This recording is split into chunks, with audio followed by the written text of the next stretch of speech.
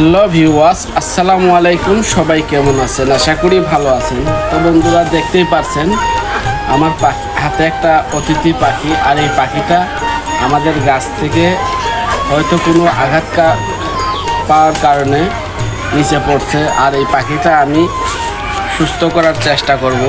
তো সুস্থ করে কীভাবে তো এই পাখিটা সুস্থ করা যায় কিভাবে, আপনারা একটু কমেন্টে জানাবেন।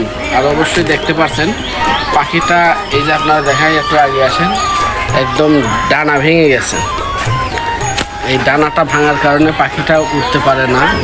আর পাখিটা খুবই সুন্দর একটা পাখি। আমাদের বাংলাদেশে বিভিন্ন প্রজাতির পাখি আছে, এর মধ্যে এটাও একটা সৌন্দর্য পাখি। এটার নখগুলো আপনারা দেখেন একদম টিয়া পাখির মতো, আর ডানাটা দেখতেই পাচ্ছেন একদম ভেঙে গেছে।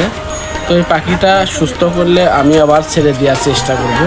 তো এই পাখিটা আমাদের এলাকায় বলে হরতেল, কিন্তু আপনাদের এলাকায় কি বলে জানি না। কিন্তু পাখিটা দেখতেই পারেন খুবই সুন্দর একটা পাখি, একদম কবুতরের মতো। আর নখগুলো টিয়া পাখির মতো।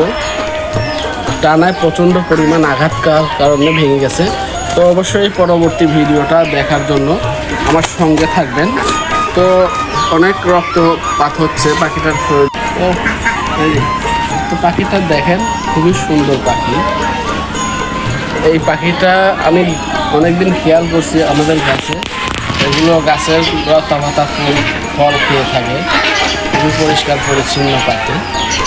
তো এই আজকের ভিডিও এই পর্যন্তই।